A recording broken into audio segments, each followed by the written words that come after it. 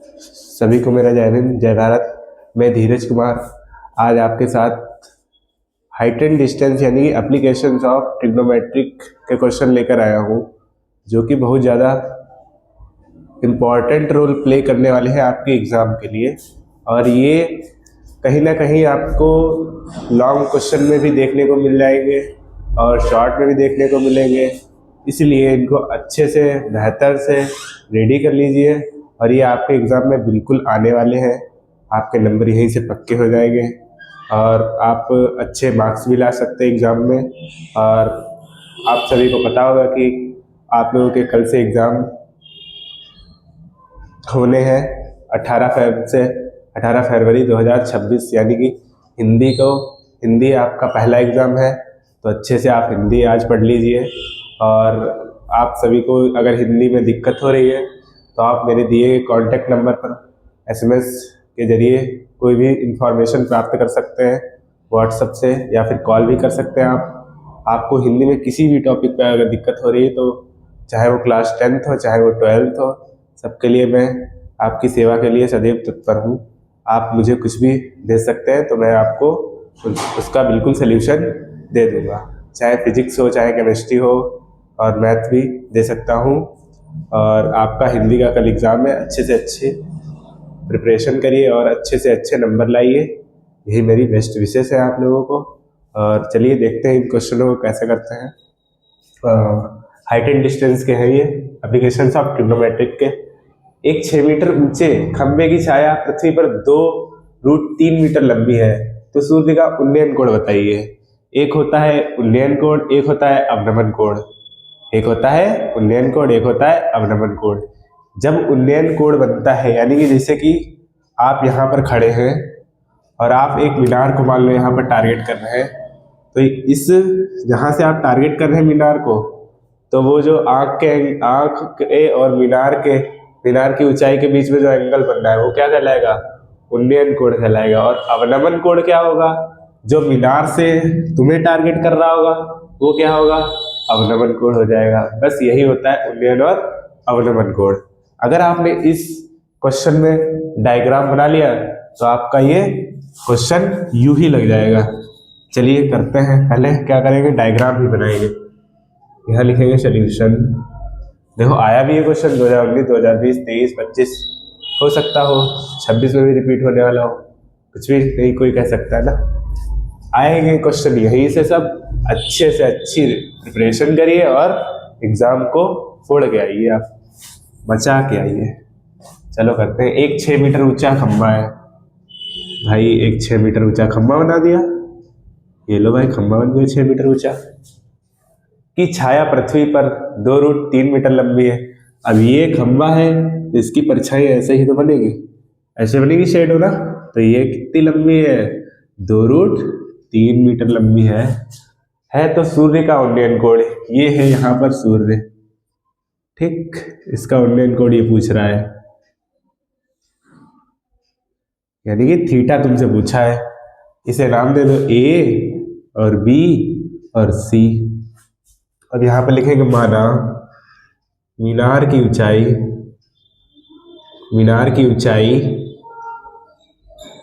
h है, क्या है? h है, तथा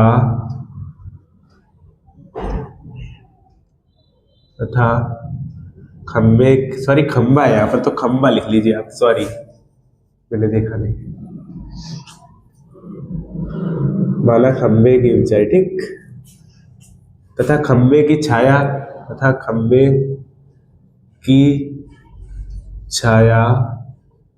इसे x मान लो, x is equal to 2√3। h क्या हो जाएगा? h हो जाएगा 6 मीटर। अब यहाँ हम लोग लगाएंगे त्रिभुज ABC में, तब त्रिभुज ABC में यहाँ लिख लो। अच्छा आप बताइए, ये परपेंडिकुलर है, ये बेस है, यानी कि ये लंब है और ये आधार है। ये किस में मिलता है? किस त्रिकोणमितीय अनुपात में मिलता है? ये साइन में मिलता है या टैन में या फिर कॉट में या सेक में, किस में मिलता है? ये हमें लग रहा है टैन में मिलता है। टैन थीटा क्या होता है? लंब बटे आधार होता है। टैन थीटा लंब बटे आधार होता है। यहाँ लिख लो tan theta is equal to perpendicular upon base. Perpendicular क्या है यहाँ पर 6 है, क्या है BC है, ठीक है, और बेस क्या है AB। यहाँ लिख लो 6 और बेस क्या हो गया 2√3, 2 1 जा 2, 2 3 जा 6, इतना हो गया। क्या आ गया 3/√3। इसका परिमेयकरण करा दो तो क्या आ जाएगा √3 और ये √3 मल्टीप्लाई करा दो 3√3, √3 की 3 हो जाएगी, 3 से 3 कैंसिल, √3 आ गया। अच्छा ये बताओ √3 tan में किसकी वैल्यू होती है 60 की होती है ना। तो tan theta is equal to tan 60। अब यहां से tan को आप काटिएगा वरना पूरा सवाल गलत हो जाएगा। तो थीटा बराबर 60 आ गया, बस यही आंसर आ गया। समझ में आया? एक बार फिर से समझ लो। माना खंबे की ऊंचाई h मीटर है, h क्या हो गया 6 मीटर, खंबे की छाया 2√3 मीटर है, फिर tan theta perpendicular upon base, perpendicular क्या है 6 मीटर है और बेस क्या है 2√3, 2 1 जा 2, 2 3 जा 6, 3/√3 आया। इसका आपने रेशनलाइजेशन करा दिया तो क्या आ गया 3√3, 3 की मल्टीप्लाई हुई तो कैंसिल हो गया √3 1 जा 3, 3 1 जा 3, क्या आ गया √3 tan में किसकी वैल्यू है 60 की है, बस वही आंसर आ गया। थीटा का मान पूछ रहा था, हो गया बस। अब ये वाला क्वेश्चन करते हैं। इसमें देखो क्या कह रहा है, 12 मीटर ऊंचे खंबे की जमीन पर पड़ रही छाया।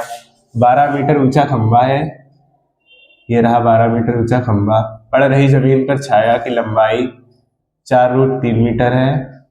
तो उन्नयन कोण पूछ रहा है, फिर से वही सेम क्वेश्चन है, थीटा पूछ रहा है तुमसे।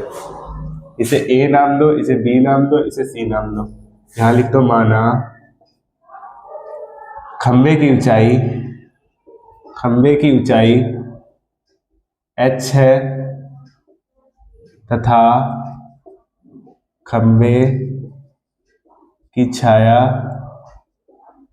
x है, तब क्या हो जाएगा h is equal to 12 metre और x is equal to 4√3 metre. इतना इक्वल टू 12 मीटर और ये क्या आ गया x is equal to 4√3 metre, इतना हो गया। अब देखो क्या करेंगे, यहाँ लिखो त्रिभुज ABC में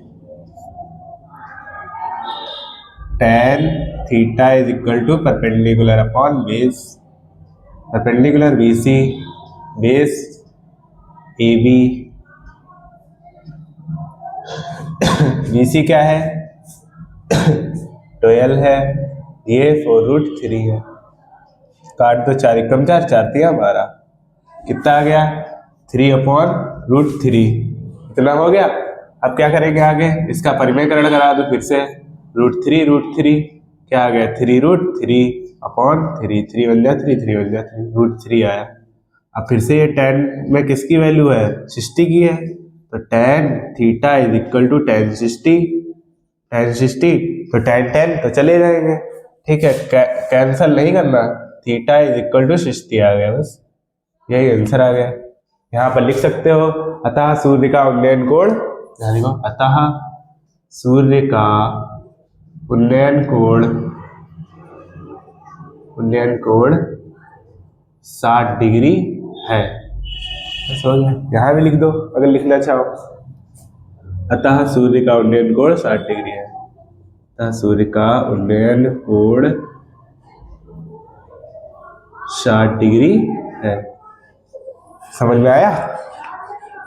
अच्छे से समझ में आया होगा आप सभी लोगों को। और भी क्वेश्चन हम लेकर आएंगे आपके एग्जाम तक, इम्पोर्टेंट क्वेश्चन तो मैं करा ही दूंगा, और आप उन अगर क्वेश्चनों को कर लेंगे, अच्छे से प्रिपरेशन कर लेंगे, तो आपके कहीं ना कहीं 90+ नंबर भी आ सकते हैं, अगर आप अच्छे से प्रिपेयर कर लिए तो। और प्रैक्टिस करिए, आंसर लगाइए ज़्यादा से ज़्यादा। जो क्वेश्चन ना समझ में आए उसे आप मेरे दिए गए नंबर पर कांटेक्ट या फिर SMS के थ्रू भेज सकते हैं, और आपको मैं सल्यूशन जल्द से जल्द प्रोवाइड करा दूंगा। और इसकी आपको PDF टेलीग्राम चैनल पर ही मिल जाएगी, नीचे दिए गए लिंक पर मिल जाएगी। टेलीग्राम चैनल है जय भीम क्लासेस के नाम से, आप वहाँ से जाकर ज्वाइन कर सकते हैं और हिंदी के नोट्स भी वहाँ से आपको ऑब्टेन हो जाएंगे और इंग्लिश के भी नोट्स आपको ऑब्टेन हो जाएंगे। अच्छे से अच्छी प्रिपरेशन करिए और आप एग्ज़ाम में अच्छे से अच्छे नंबर लेकर आइए, बस मेरी यही मनोकामना है।